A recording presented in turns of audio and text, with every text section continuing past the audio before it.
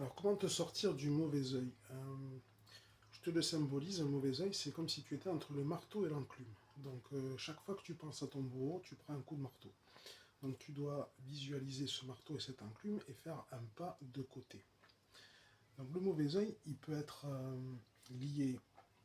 Alors, le plus fréquent, c'est un patron. Alors, il y a aussi des patrons très sympas. Mais si par exemple tu as un crédit et que tu es bloqué dans une entreprise parce que tu as des factures, des crédits à payer.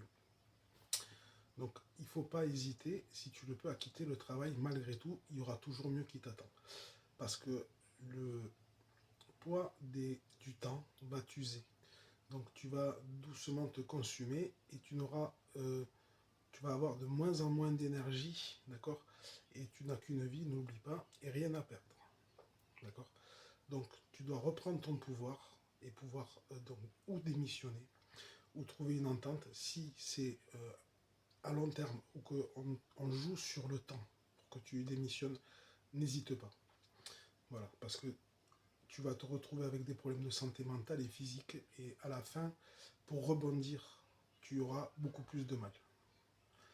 Si peu que tu finisses en dépression, donc réagis avant tant que tu as encore un peu d'énergie.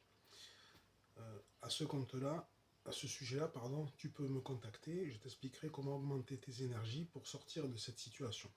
L'énergie vitale, c'est la clé. Okay.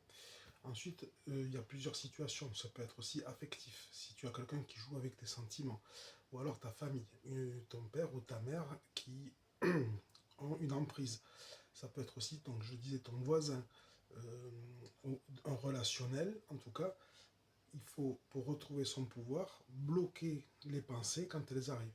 C'est très important de bloquer les pensées. Ne pas laisser les gens rentrer dans ta tête. Donc, malgré, peu importe la situation, même si c'est très agressif, très toxique, tu dois t'entraîner à bloquer.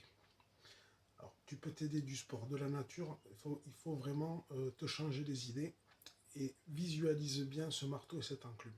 Le karma ne tombera sur la personne qu'une fois que tu auras pardonné et que tu seras dans l'amour. Quoi qu'il arrive, la personne ne sait pas ce qu'elle fait. Dis-toi ça.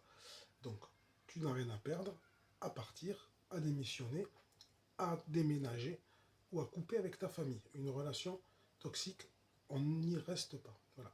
L'univers te récompensera parce que tu te donnes de l'amour et il y aura bien mieux qui t'attend ensuite. Voilà tout. Je te souhaite vraiment bon courage et n'hésite pas à revenir vers moi si tu as besoin de conseils. Prends soin de toi et je te dis à bientôt.